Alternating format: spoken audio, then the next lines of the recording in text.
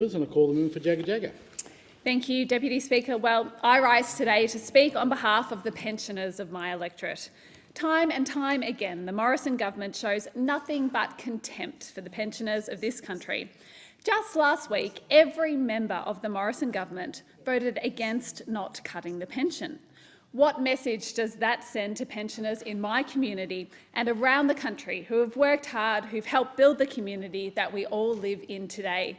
It tells them that this government is not on their side. This government is not on the side of pensioners, and they will take any chance they get to cut and destroy our social security system. Just last year, they tried to freeze the pension. For the first time in 2 decades, there wasn't going to be an increase.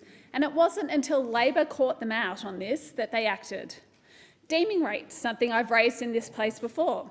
The government continues to shortchange pensioners by maintaining unreasonable, inflated pension deeming rates. In the middle of a pandemic, when pensioners are anxious about costs and staying safe while things are changing all around them, the government shortchanges them on deeming rates. Since the Liberals and Nationals have been in government, the cash rate has been cut 10 times, yet the age pension upper deeming rate has only been adjusted 4 times. The lack of respect this government has for older Australians and the lack of support this gives pensioners is shameful.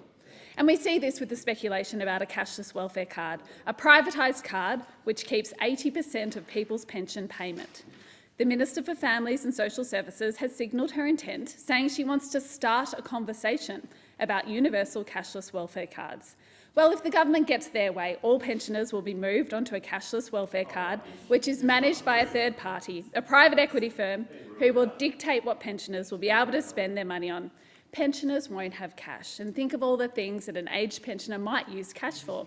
The RSLs in our community that they might not be able to have lunch at, the second-hand goods that they buy, a scratchy or a lotto ticket.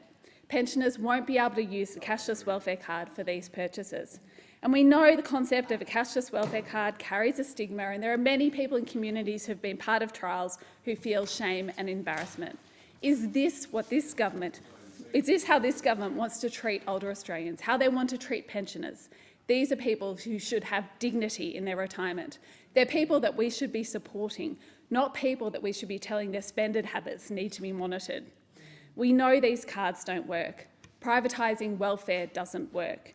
We should be standing up for pensioners. Pensioners deserve a government that's on their side, not one telling them what they can spend their money on, not one maintaining unreasonable deeming rates. Labor will always stand up for pensioners. We know they built this country. We've got your back. Labor's on your side.